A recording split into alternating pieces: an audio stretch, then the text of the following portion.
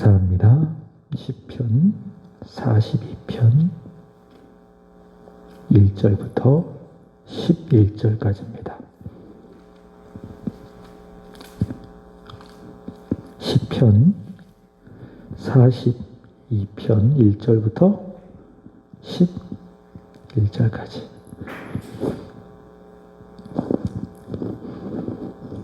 다 같이 읽겠습니다. 시작. 하나님이여, 사슴이 시냇물을 찾기에 갈급함같이 내 영혼이 주를 찾기에 갈급하니이다. 내 영혼이 하나님 곧 살아계시는 하나님을 갈망하나니 내가 어느 때에 나아가서 하나님의 얼굴을 배울까. 사람들이 종일 내게 하는 말이 내 하나님이 어디 있느뇨 하오니 내 눈물이 주야로 내 음식이 되었도다. 내가 전에 성의를 지키는 무리와 동행하여 기쁨과 감사의 소리를 내며 그들을 하나님의 집으로 인도하였더니 이제 이 일을 기억하고 내 마음이 상하는도다.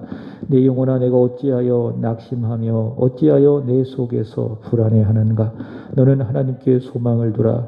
그가 나타나 도우심으로 말미암아 내가 여전히 찬송하리로다. 내 하나님이여, 내 영혼이 내 속에서 낙심됨으로 내가 요단 땅과 헤르몬과 미살산에서 주를 기억하나이다. 주의 폭포 소리에 깊은 바다가 서로 부르며 주의 모든 파도와 물결이 나를 휩쓸었나이다. 낮에는 여호와께서 그의 인자심을 베푸시고 밤에는 그의 찬송이 내게 있어 생명의 하나님께 기도하리로다. 내 반석이신 하나님께 말하기를 어찌하여 나를 잊으셨나이까. 내가 어찌하여 원수의 압조로 말미암아 슬프게 다니나이까 하리로다.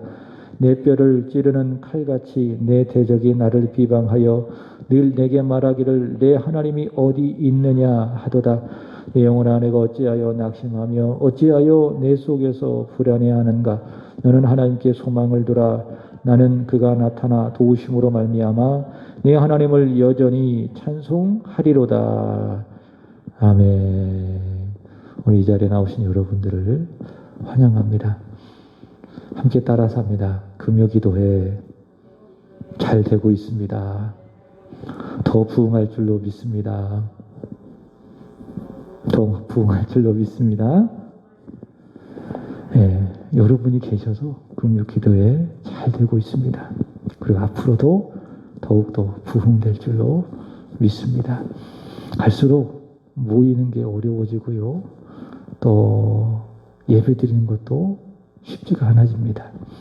이 코로나 시대에 이제 모이는 것이 부자연스러워졌습니다. 이제 그 전에는 모이는 게 자연스러워졌잖아요. 예배하면 무조건 대면으로 생각했잖아요. 근데 이 코로나가 시작이 되고 나서 이제 모이는 것이 부자연스러워지고 또 대면보다는 비대면을 많은 사람들이 선호를 하고 있는데요. 그래도 예배는 대면으로 드린 것이 훨씬 더 은혜가 됩니다. 물론 부득이하게 비대면으로 이 시간에도 예배를 드리시는 그런 분들도 있겠지만은, 그러나 예배는 원칙적으로 대면이다, 비대면이다, 대면 예배다. 그래서 한 분이 모였던, 두 분이 모였던, 세 분이 모였던, 그래도 우리가 예배를 드릴 수 있는 것에 대해서 우리가 깊이 감사하고, 두 명밖에 안 오고 세 명밖에 안 오고 한 명밖에 안 왔는데 내가 꼭 가야 돼? 그런 생각 하지 말고요. 나라도 가서 그 자리를 지키자. 이것이 교회를 지키는 것이고 또 내 믿음을 지키는 것이고 하나님의 나라를 또 내 가정을, 내 자녀를 지키는 길이다. 이런 믿음을 갖고 여기 모인 여러분들이 지금 앉아 계신 그 자리를 지켜야 된다라고 하는 겁니다. 물론 저도 개인적으로 여기에도 있고 저기에도 있고 그럼 참 좋겠지요. 힘이 나겠죠. 그렇지만은 많은 분들이 안 나왔다고 제가 힘 빠지지 않습니다. 새벽에 정순영 집사님 알잖아요. 정순영 집사님 혼자 있어도 마치 저는 100명, 500명 있는 것처럼 그렇게 설교합니다. 숫자가 물론 중요하지만 그거에 얽매이지 않으려고 그래요. 어쨌든 금요기도회 잘 되고 있습니다. 더 부흥할 줄로 믿습니다. 왜 그랬습니까? 오늘 예배하는 온라인으로 또 이 자리에서 예배하는 여러분들이 있기 때문에 금요기도회 잘 되고 앞으로 더 부흥할 줄로 믿습니다. 지난주 전했듯이 시편은 총 몇 편으로 되어 있죠? 기억이 안 나시죠? 150편으로 되어 있습니다. 150편을 5권으로 나눌 수가 있겠죠? 제1권은 1편부터 41편까지, 제2권은 42편부터 72편까지. 그래서 오늘 읽은 이 42편은요, 제2권이 시작되는 시편이라 할 수 있겠지요. 이 시편 42편은 누가 썼을까? 그것을 아는 것이 이 시를 이해하는데 좋습니다. 이 시편을 누가 썼을까라고 했을 때에 보통 표제에 보면은 다윗이 썼다, 누가 썼다라고 이야기하는데 누가 썼는지 정확하게 나와 있지 않아요. 근데 우리 믿음의 선배 종교개혁자 칼빈은 이 시는 다윗이 썼다, 그렇게 이야기를 합니다. 저도 그 의견에 동의를 하는데, 그럼 언제 썼을까? 다윗이 이 시편을 언제 썼을까? 왕이 되기 전 사울의 추격을 받고 이리 피하고 또 저리 피하면서 아주 어려움을 겪었을 때에 쓴 시라고 봅니다.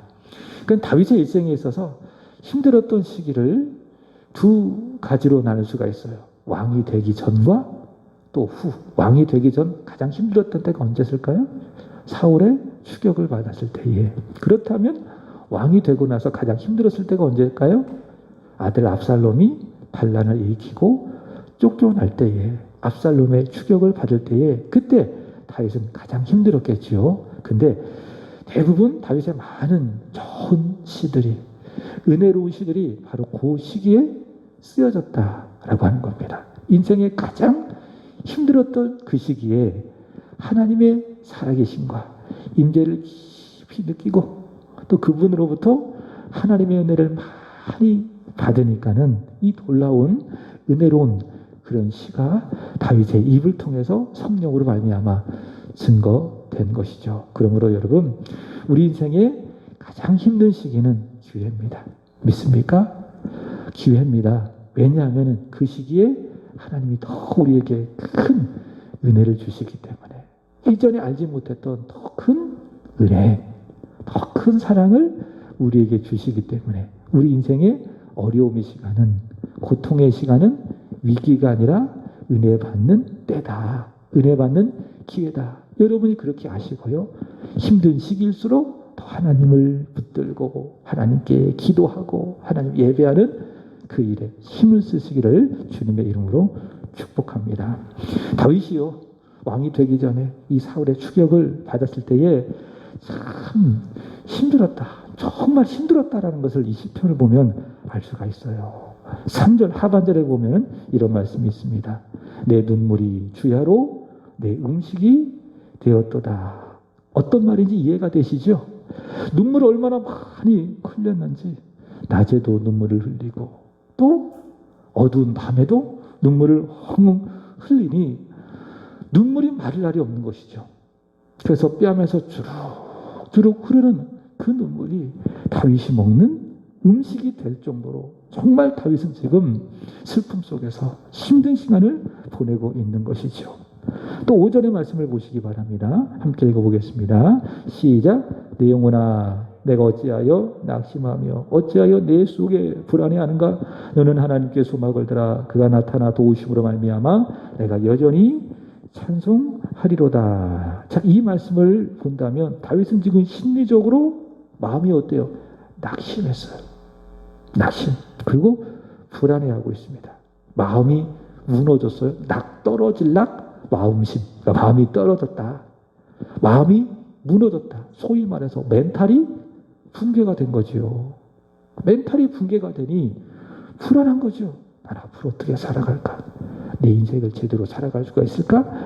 매우 불안한 것입니다. 그러니까 심리적으로 낙심하고 매우 불안해 있을 때에 다윗의 신앙, 다윗의 믿음, 나의 유일한 소망은 이 세상에 있는 것이 아니고 또 사람에게 있는 것도 아니고 오직 나를 선택하여 나에게 기름 부어 나를 하나님의 사람으로 세워두신 여호와 하나님께 있습니다 라고 고백하면서 기록한 시가 바로 이 시이다 라고 하는 겁니다. 그래서 다윗이 사울의 추격을 받으면서 이리저리 쫓겨다닐 때에 이 시를 묵상하고 이 시를 노래를 지어 계속 부르는 겁니다.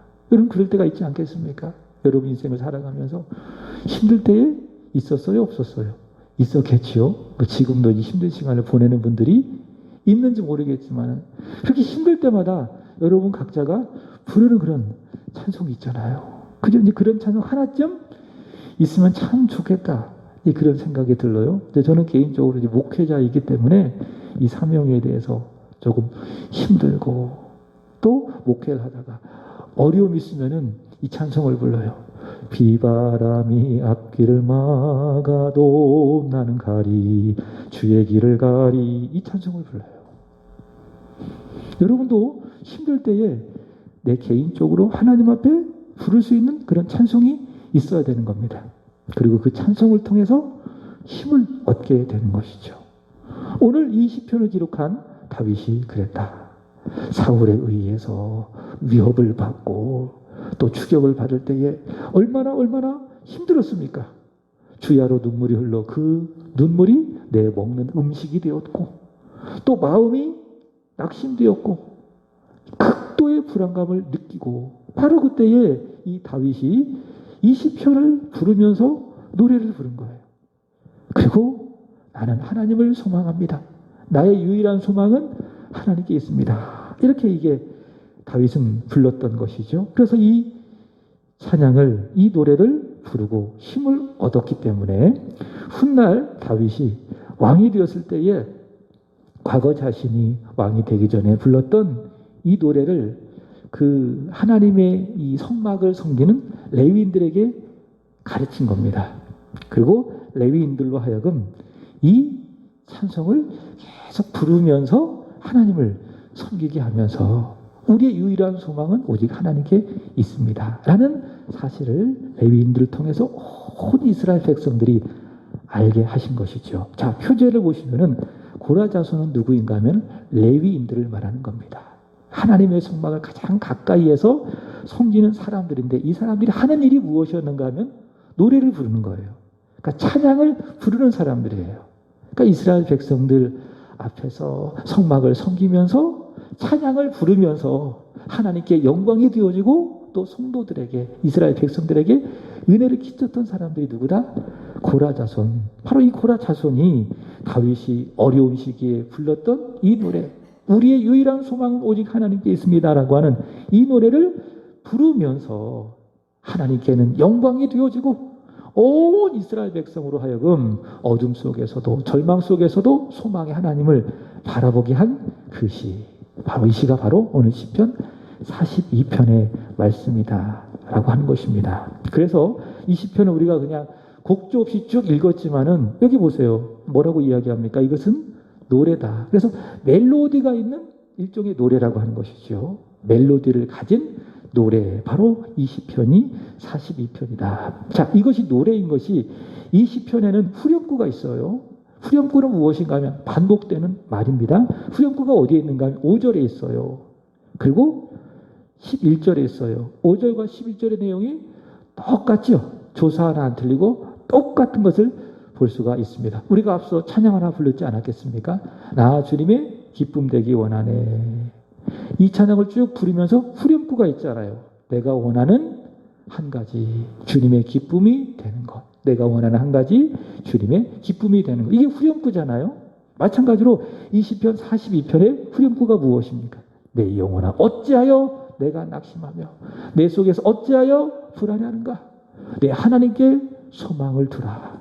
그가 나타나 도우심으로 말미암아 내가 여전히 하나님을 찬송하리로다. 바로 이런 후렴구가 있는 것이죠. 자, 참고로 여러분에게 이런 부분을 말씀을 드리고 본문으로 한번 들어가 보도록 하겠습니다. 자, 1절과 2절 함께 읽어보겠습니다. 시작. 하나님이여 사슴이 시냇물을 찾기에 갈급함같이 내 영혼이 주를 찾기에 갈급하니이다. 내 영혼이 하나님 곧 살아계신 하나님을 갈망하나니 내가 어느 때에 나가서 하나님의 얼굴을 배울까. 자, 이 말씀에 보시면은 마치 다윗은 1절에 목마른 사슴이 시냇물을 찾기에 갈급함과도 같이 내 영혼이 지금 하나님을 찾는 데에 간절히 구하고 있습니다. 하나님을 간절히 찾고 있습니다. 그러니까 굉장히 다윗은 시적인 사람이죠. 그러니까 영적인 감수성이 굉장히 풍부한 사람입니다. 그저 하나님, 제가 주님을 찾기에 갈급합니다. 이렇게 노래하지 않냐고 비유로서 하나님, 사슴이 신뇌물을 찾기에 갈급함과도 같이 이 시간 내 영혼이 주님을 찾기에 갈급합니다. 이렇게 노래하고 있습니다. 사슴이라고 하는 동물의 특징이 있습니다. 그것은 무엇인가 하면 열이 높습니다. 그래, 아주 다혈질이라는 거예요. 열이 높다라고 하는 것은 어떤 의미를 가지고 있는가 하면은 물을 굉장히 많이 마신다. 이것을 역으로 생각한다면 물을 제대로 마시지 못한다면은 굉장히 열을 많이 받는 동물이 사슴이라는 겁니다. 그리고 다혈질입니다. 다혈질이라는 것은 어디로 튈지 모르죠. 그러니까 만족함이 있으면 굉장히 기뻐하고 즐거워하지만은 부족하면은 어떻다라는 거예요? 막 주체하지 못한다라는, 그게 다혈질 특징 아니겠습니까? 그러니까 사슴이 그런 동물이라는 거예요. 열이 굉장히 많고 다혈질이어서 마실 물이 풍족할 땐 뛸 듯이 좋아하고 기뻐하지만은, 그러나 마실 물이 없었을 때는 어떡합니까? 심각한 갈증을 느끼고 아주 괴로워하고 막 죽을 듯이 슬피 울며 거의 그 미친 그런 상태에 이르게 된 동물이 사슴이라고 하는 동물입니다.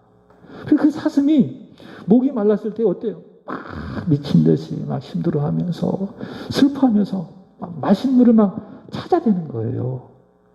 그 사슴이 물을 찾기에 그렇게 죽을 듯이 갈급해하는 것처럼 지금 다윗의 상태가 바로 그런 상태라는 것이지요. 하나님 만나기를, 하나님을 만나기를, 하나님을 내 안에 채우기를 간절히 구하고 찾고 있었다라고 하는 것입니다. 여기서 갈급하다라고 하는 말은요, 반복되어지고 있는데 1절에도 그렇고 또 2절도 갈망이라고 하는 말로 나오고 있는데요. 갈급하다라고 하는 말은 어떤 의미인가 하면은 헐떡이며 울부짖는다. 그게 갈급하다라고 하는 거예요. 그냥 물 주세요 이런 것이 아니라 막 입을 막 헐떡이면서 물 주세요, 빨리 물 주세요. 이게 뭐예요? 이게 갈망하다, 갈급하다라고 하는 겁니다. 이게 사슴이 하는 일이죠. 목마르면은 막 입을 헐떡이면서 막 괴로워하면서 물을 막 구하는 게 이게 사슴이라는 거예요. 마치 그와 똑같이 지금 다윗이 어떤 상태예요? 하나님을 만나지 않는다면은, 하나님의 임재를 내가 깊이 경험하지 않는다면은 나는 죽어요. 하나님이 내 안에 채워지지 않는다면은 나는 끝이에요. 내 인생이 여기서 끝나는 거예요. 하나님 만나주세요. 하나님 내 안에 채워주세요. 그렇게 지금 다윗은 하나님을 향하여 갈급해하고 있다라고 하는 겁니다. 굉장히 절박한 거죠. 하나님 만나주시면 참 좋겠습니다. 안 만나주셔도 어쩔 수 없고, 이런 상태가 아니라는 거예요. 하나님 저를 꼭 만나주셔야 돼요. 안 만나주시면 저 죽어요. 그 절박한 마음으로 지금 목마른 사슴이 시냇물을 찾듯 지금 다윗은 하나님을 구하고 찾고 있다. 이게 뭐예요? 이게 믿음이에요. 믿음. 이런 믿음으로 여러분 기도하시는 거예요. 이런 믿음으로 예배 드리시는 거예요. 이런 믿음으로 신앙생활 해보세요. 신앙생활에 감동이 없을까요? 감격이 없을까요? 은혜가 없을까요? 우리 믿음이 막 하고 하나님 기도하는데 주시면 좋고요, 안 주셔도 어쩔 수 없고요. 그렇게 해서 되겠느냐? 예배하는 것도 드려야 되는 예배 시간이니까, 와야 되는 예배 시간이니까는 그저 와서 그냥 있다가 시간 견디다가 시간 때우다 가고, 그래서 되겠느냐? 성경을 읽을 때도 마찬가지예요. 하나님 내게 말씀해 주세요, 이런 마음이 아니라 그냥 읽어야 되니까는 그냥 읽어보자, 이렇게 해서 되겠느냐? 그건 믿음이 아니다. 하나님이 그런 믿음을 통해서 우리에게 은혜 주시지 않는다라고 하는 거예요. 어떤 믿음을 통해서 은혜를 주십니까? 목마른 사슴이 죽기 살기로 물을 구하듯이 오늘 다윗처럼 하나님이 아니면 나는 죽습니다. 하나님이 나에게 만나주시지 않는다면 나는 오늘 하루 살아갈 수 없습니다 라고 하는 이런 절박함을 가지고 우리가 하나님을 구할 때에, 하나님을 찾을 때에 하나님은 우리를 만나주시고 우리에게 예비하신 은혜를 부어주신다라고 하는 것이죠. 여러분, 신앙생활의 가장 큰 치명적인 그런 함정이 뭔지 아십니까? 자꾸 시간이 가면 갈수록 매너리즘에 빠지는 거예요. 그러니까 기도를 해도 점점 습관적으로, 형식적으로 기도한다는 거죠. 성경 읽는 것도 마찬가지예요. 예배 드린 것도 마찬가지예요. 매너리즘에 빠져서 그저 습관적으로 해야 되니까 어쩔 수 없이 해야 되는, 자꾸 그렇게 간다는 거예요. 그게 뭐예요? 내 신앙이 점점 침체되어 가고 있다 라고 하는 증거이다 라고 하는 겁니다. 그걸 우리는 깨야 되는 겁니다. 이런 말씀들을 통해서. 그래서 정신을 바짝 차리고 목마른 사슴이 물을 찾기에 갈망하는 것처럼 저와 여러분도 이제 정신을 바짝 차리고 오늘 기도 그렇게 하시는 거예요. 하나님 내게 응답해 주세요. 오늘 기도를 통하여 하나님 만나게 해주세요. 오늘 말씀을 통해서 하나님의 은혜를 받게 해주세요. 이런 절박한 마음을 갖고 주님 앞에 가야 주님의 그 믿음을 보시고 기뻐하는 것 아니겠어요? 그리고 은혜 주신 것 아니겠습니까? 이게 믿음이에요. 다윗은 이런 믿음이 있었어요.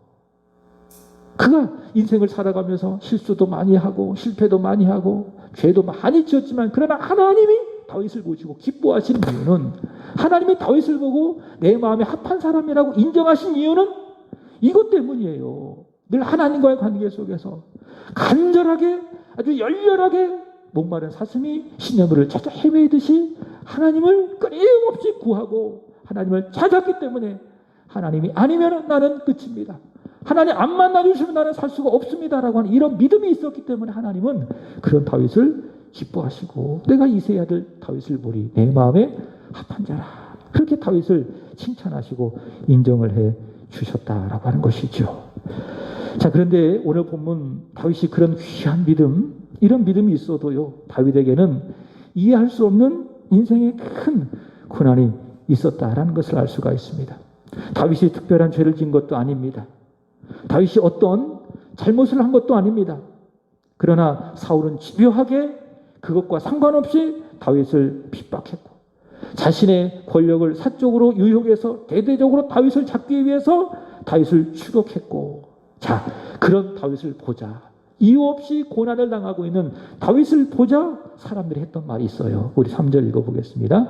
시작. 사람들이 종일 내게 하는 말이 내 하나님이 어디 있느냐 하오니 내 눈에 눈물이 주야로 내 음식이 되었도다. 자, 추격을 받고 믿음으로 살았지만은 알 수 없는 사울로부터 고난을 당한 그 다윗을 보고 사람들이 뭐라고 이야기하는 거예요? 야, 네 하나님이 어디 있어? 너를 지키고 너를 보호하시는 하나님은 어디 계신 거야? 네가 지금 이런 고난을 당하고 있으니. 10절도 보세요. 시작. 내 뼈를 찌르는 칼같이 내 대적이 나를 비방하여 늘 내게 말하기를 내 하나님이 어디 있느냐 하도다. 자, 말도 무엇이 될 수가 있어요? 칼이 될 수가 있어요. 손으로 들는 물리적인 것만 칼이 아니라 무엇도 칼이 될 수 있다고요? 내 입에 손어놓은 말도 상대방을 찌르는 칼이 될 수가 있다. 이게 무슨 말이에요? 죽이는 말이에요. 여러분, 이게 마귀가 주는 말입니다. 마귀가 주는 말은 무슨 말입니까? 칼이에요. 사람을 죽이는 거예요. 그러나 성령께서 우리말에 주시는 말은 어떤 말입니까? 사람을 살리는 말입니다. 그 마귀의 언어는 죽이는 언어, 사망의 언어입니다. 그러나 성령의 언어는 어떤 언어입니까? 살리는 언어, 생명의 언어. 지금 마귀의 언어를 다윗의 대적들이 하고 있어요. 말로서 다윗을 찔러 죽이고 있습니다. 그 말이 무엇입니까?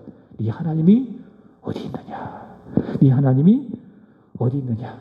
다윗, 넌 하나님이 선택하셔서 기름 부어 세우실 왕이 아닌가? 근데 지금 이런 고난을 당하고 있으니 하나님 어디 있느냐? 그것은 하나님이 널 버리셨기 때문이나 아니면은 하나님이 안 계시는 것, 둘 중에 하나다. 네가 사슴처럼 하나님을 찾고 있지만은 다 헛된 것이다. 지금 다윗을 향하여 다윗의 대적들이 칼처럼 말로써 찌르고 고통스럽게 하고 상처를 주고 있으니 다윗이 어때요? 그 말을 듣고 눈물을 줄줄 흘리는 거죠. 낮에도 눈물을 흘리고 밤에도 눈물을 흘리면서 그 눈물이 다윗에게 음식이 되었습니다. 자, 또 보시기 바랍니다. 4절입니다. 다 같이 읽어보겠습니다. 시작. 내가 전에 성의를 지키는 무리와 동행하여 기쁨과 감사의 소리를 내며 그들 하나님의 집으로 인도하였더니 이제 이 일을 기억하고 내 마음이 상하는도다. 자, 지금 이 일이 있기 전에, 이게 내가 전이라는 거예요. 내가 전에. 그러니까 지금은 어떤 상태라는 것이죠? 사울로 말미암아 고통을 당하고 있는 그런 상태. 그러나 이 일이 있기 전에는 어떠했다? 내가 성의를 지키는 무리와 동행하면서 하나님의 집으로 가서 하나님께 예배를 드리면서 거기에서 기쁨과 감사의 소리를 내면서 하나님의 충만한 임재하심을 내가 느꼈는데 지금은 어때요? 고통 속에서, 고난 속에서 하나님께 울부짖어도 하나님을 보지 못하니, 내가 하나님의 임재하심을 느끼지 못하니 그게 무엇입니까? 내 마음이 크게 상하여서 주야로 눈물을 흘리고 있더라 라고 하는 것입니다. 여러분 그렇지 않았겠어요? 하나님이 임재하고 계시는 그 성막에 가서 막 기쁘게 감사하면서 막 하나님 막 찬양할 때는, 또 함께 예배했던 그런 지체들과 함께 막 하나님을 막 함께 마음을 다하여 찬양할 때는 진짜 하나님의 임재를 느꼈어요. 여러분 그런 때 있지 않겠습니까? 그죠? 교회가 함께 막 모여서 막 한 목소리로 한 뜻으로 멋진 찬양을 하나님 앞에 올려드릴 때 어때요? 마음에 하나님의 임재를 크게 느끼잖아요. 그 기쁨과 감격이 정말 이루 말할 수 없잖아요. 다윗이 바로 그런 감격을 느꼈습니다. 하나님의 임재로 말미암은 큰 감격을 느꼈는데, 그래 지금은 어때요? 다윗이 사울의 추격을 받고 고통스러워하고 힘겨우니 그 하나님의 임재를 느낄 수 없는 것이죠. 고통이 너무 크니까는. 그러니 다윗의 마음이 크게 상하고 눈물을 주룩주룩 흘리게 되는 겁니다. 그래서 외치는 겁니다. 6절 보시면은 시작. 내 하나님이여 내 영혼이 내 속에서 낙심됨으로 내가 유단 땅과 헤르몬과 마살산에서 주를 기억하나이다. 내 영혼이 어떻다고요? 내 속에서 낙심이 됩니다. 하나님의 임재를 제가 느낄 수 없으니 낙심이 됩니다. 고통 속에서 다윗은 탄식하고 있습니다. 저는 요즘에 개인적으로요, 욥기서를 묵상을 하고 있습니다. 욥기서 1장에 보시면은 하나님의 사람 욥은 어떤 사람인지 소개를 하고 있습니다. 보통 성경학자들은 욥을 아브라함과 동시대에 살았던 사람으로 이해를 합니다. 욥이 어떤 사람이었는가? 4가지로 소개합니다. 첫 번째로는 순전하고, 두 번째로는 정직하고, 세 번째로는 하나님을 경외하고. 경외라고 하는 것은 2가지 의미가 있습니다. 존중하고 사랑하는 것. 그게 경외입니다. 네 번째로는 악에서 떠난 사람이다. 성경이 욥을 그렇게 평가를 했고요.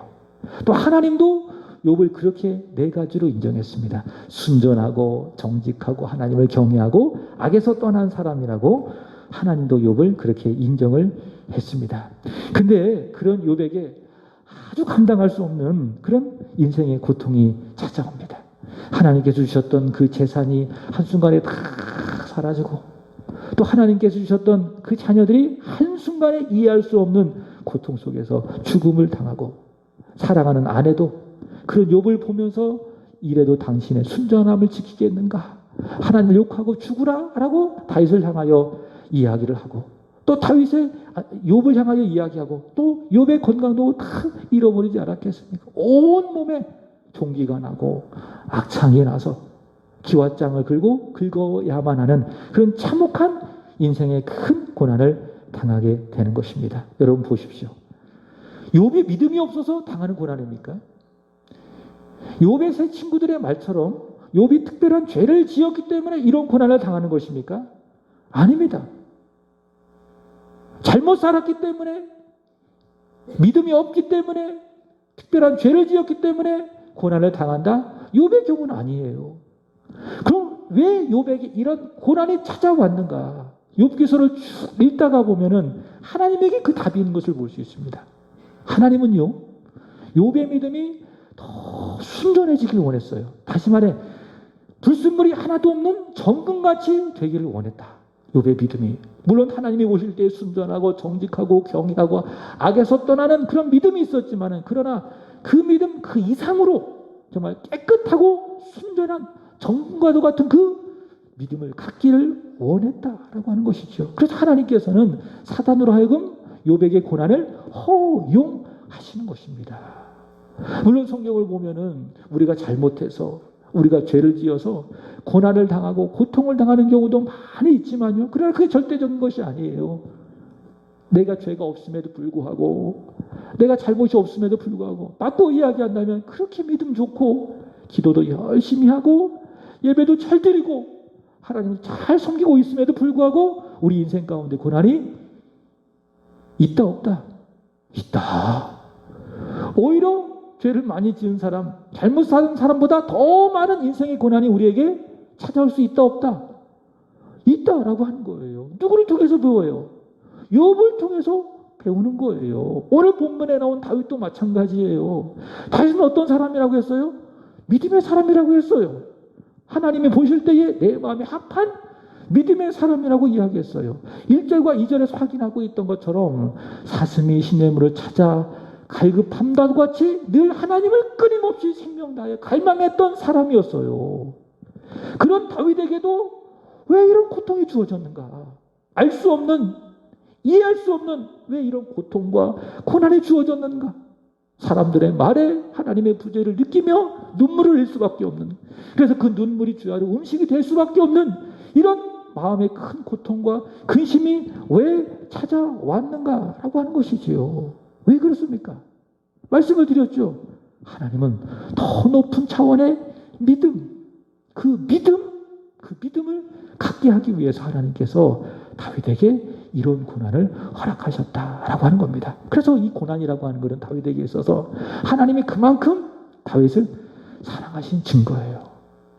고난을 통해서 다윗 안에 있는 많은 그 찌꺼기들, 죄 불순물들이 다 걸러내지 않겠습니까? 그렇지 않아요? 우리 인생도 그렇지 않아요?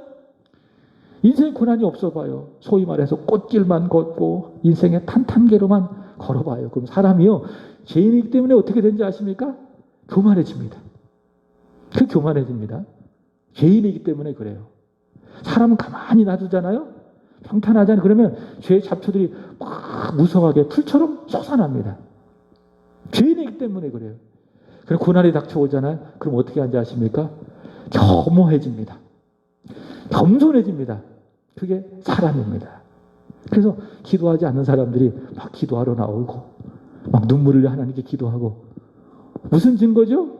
인생의 고난이 닥쳐왔다라고 하는 증거입니다. 그래서 하나님께서는 우리의 믿음을 하나님을 향한 오늘 다윗처럼 믿음이 더 좋아지게 하기 위해서 우리에게 무엇을 허락하신다고요? 알 수 없는 인생의 많은 고난을 허락하시고, 그래서 그 고난을 하나님의 뜻을 알고 고난 속에서도 기뻐하고 기도하고 감사한 사람은 어떻게 됩니까? 그 고난을 잘 통과해서 욥처럼 또 다윗처럼 정금과 같은 믿음의 사람이 되는 것이죠. 그래서 오늘 여러분, 저와 여러분의 삶 속에 고난이 많이 있으면 이것은 하나님이 나를 사랑하신 증거다. 내 믿음을 한 단계 업그레이드 시키는 하나님의 자비로운 손길이다. 이렇게 믿고 우린 고난 속에서도 기뻐하고 또 감사하며 또 하나님께 나가야 될 줄로 믿습니다. 다윗이 그것을 알았습니다. 이것을 알았기 때문에 다윗은 입술을 지키는 겁니다. 다시 말해 원망하지 않고 불평하지 않고 오히려 믿음으로 이 고난을 대처하는데 세 가지입니다. 첫 번째 따라서 합니다. 기억하자. 다윗은 고난 속에서 하나님을 신뢰함으로 말미암아 믿음으로 대처했는데 그 첫 번째 무엇인가 하면 하나님을 기억했다라고 하는 겁니다. 우리 4절 다시 읽어보겠습니다. 시작. 내가 전에 성의를 지키는 무리와 동행하며 기쁨과 감사의 소리를 내며 그들을 하나님의 집으로 인도하였더니 이제 이 일을 기억하고 내 마음이 상하는도다. 고난 속에서 다윗이 어떻게 했습니까? 기억했어요. 하나님의 집에서 하나님을 예배하며 그때 내가 믿음으로 느꼈던 하나님의 임재를 뭐 했어요? 기억했다라고 하는 겁니다. 그래서 이렇게 말하고 싶어요. 기억이 믿음이다. 믿습니까? 고난 속에서 하나님 내게 베풀어 주셨던 은혜, 내가 누렸던 하나님의 사랑을 뭐 하자고요? 기억하자. 그것이 무엇이라고요? 믿음이다. 우리가 얼마나 많은 사랑을 받았습니까? 우리가 얼마나 많은 은혜를 받았습니까? 잊지 못할 은혜들입니다. 잊지 못할 사랑입니다. 고난 속에서 그 기억을 소환하자. 그 하나님의 사랑을 기억하자. 그랬을 때 우리는 고난 가운데 기뻐할 수 있다. 고통 가운데에 우리는 충분히 감사할 수 있다라고 하는 것이죠. 따라서 합시다. 기억하는 것이 믿음이다. 믿습니까? 하나님의 사랑을, 하나님의 임재를 고난 속에서 기억하는 것. 이것이 믿음, 다윗의 믿음이죠. 자, 두 번째는 기도하는 것입니다. 기도하는 것입니다. 우리 8절 읽어보겠습니다. 시작. 낮에는 여호와께서 그의 인자하심을 베푸시고 밤에는 그의 찬송이 내게 있어 생명의 하나님께 기도하리로다. 지금 뭐 하고 있어요? 다윗이 기도한대요. 낮에는 여호와께서 그의 인자함을 베푸시고 밤에는 내가 하나님께 그 인자하심으로 말미암아 찬송하게 되어지니 나는 생명의 하나님께 기도한다라고 하는 겁니다. 그래서 여러분 고난 중에 뭐 하자고요? 기도하자.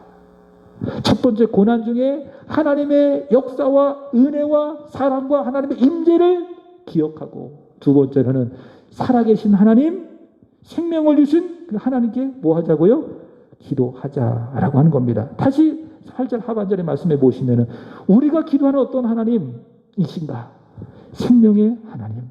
이것을 다른 말로 이야기한다면 살아계신 하나님, 살아 역사하시는 하나님, 그 하나님께 우리는 기도하는 거예요. 우리는 벽을 향하여 기도하지 않아요. 죽은 존재를 향하여 우리는 기도하는 사람들이 아니에요. 우리는 누굽니까? 생명의 하나님께 기도하는 거예요. 나에게 생명을 주시고 주셨고 주시고 주실 생명의 하나님께 기도하는 거예요. 그 하나님 어떤 하나님이십니까? 생명을 주실 뿐만이 아니라 살아 역사하시는 하나님, 이제도 계셨고 지금도 계시며 앞으로 영원히 살아계실 하나님께 우리는 기도하는 것입니다. 바로 그것이 기도예요. 우리가 드려야 될 고난 중에 기도예요. 여러분, 우리가 기도를 많이 하잖아요. 그러면 하나님이 생명이심이 느껴져요. 하나님의 살아계심이 깊이 느껴집니다. 그게 믿음이에요. 믿음의 증거는 기도예요. 기도를 통해서 우리는 생명의 하나님, 살아계신 하나님을 알게 되는 거예요. 믿게 되는 거예요. 이것을 역으로 생각한다면 기도하지 않잖아요. 그러면 하나님 어떤 하나님으로 느껴지는 줄 알아요? 멀리 계신 하나님으로 느껴져요. 하나님이 변한 게 아니에요. 누가 변한 겁니까? 기도하지 않는 내가 변한 거예요. 하나님 여전히 살아계신 하나님이십니다. 생명을 주시는 하나님이십니다. 기도하지 않기 때문에, 믿음이 없기 때문에 그 하나님이 멀리 느껴지는 것이고, 하나님이 과연 계신가 안 계신가 의심하게 되는 것이고, 더 나아가 하나님 혹시 죽으신 거 아니야? 이런 나쁜 생각까지도 하게 되는 거예요. 언제 그렇다고요? 기도하지 않으면은. 그래서 무엇이 중요하다고요? 기도가 참으로 중요하다. 그러나 기도할 때에 우리는 고백할 수밖에 없는 것이지요. 하나님 살아계신다. 하나님은 생명을 주시는 하나님이시다. 하나님은 살아 역사하시는 귀하신 하나님이시다. 우리는 기도를 통해서 알게 되는 것입니다. 이렇게 다윗은 고통 속에서 기도해요. 생명을 주신 하나님께 기억하고 기도하고 있습니다. 자, 마지막으로 다윗은 고통 속에서 찬송합니다. 고통 속에서 찬송합니다. 우리 5절 보겠습니다. 시작. 내 영혼아 내가 어찌하여 낙심하며 어찌하여 내 속에서 불안해하는가. 너는 하나님께 소망을 두라. 그가 나타나 도우심으로 말미암아 내가 여전히 찬송하리로다. 여러분, 이 말씀은요, 누가 누구에게 하는 것 같아요? 다윗이 다른 사람에게 하는 것 같아요? 아니면 다윗이 자기 자신에게 하는 것 같아요? 나한테 하는 거예요. 자, 보세요. 내 영혼아 내가 어찌하여 낙심하며 내 속에서 불안해하는가. 너는 하나님께 소망을 둬라. 그가 나타나 도우심으로 말미암아 내가 여전히 찬송하리로다. 그래서 여러분, 여러분의 영혼을 향하여 명령하십시오.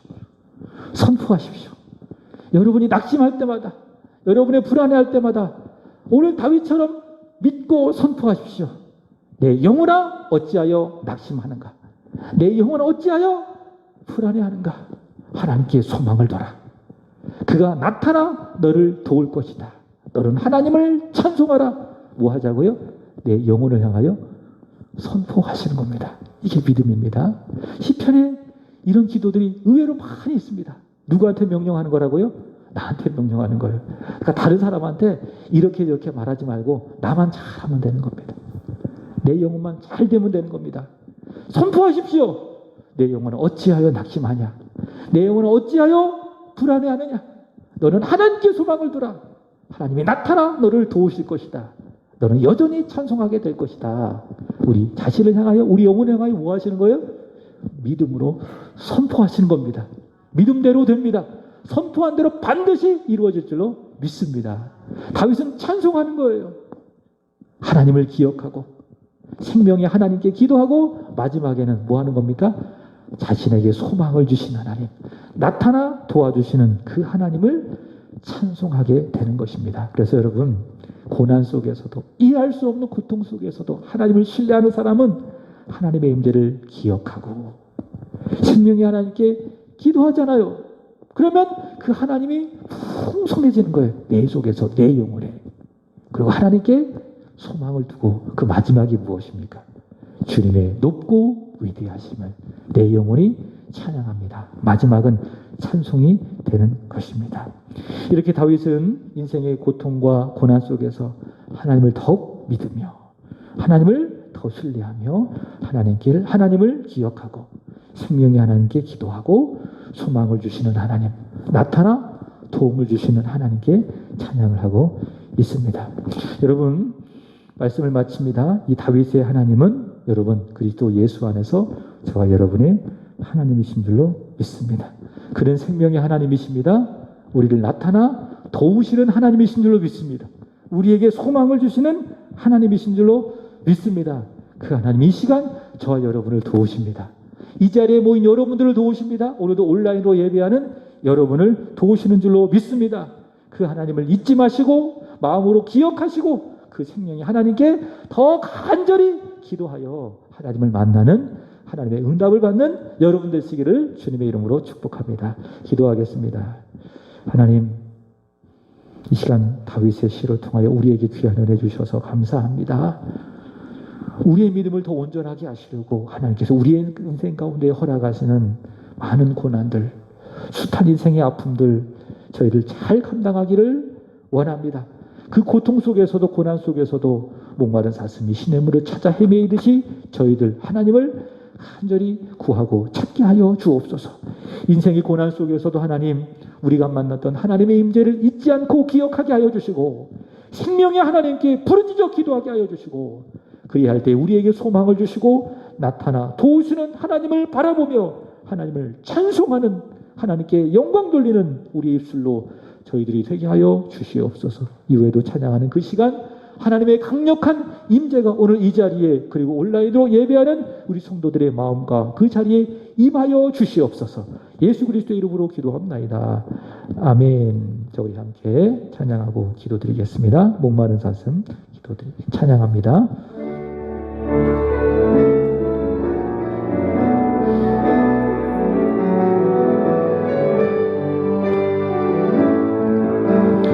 목마른 사슴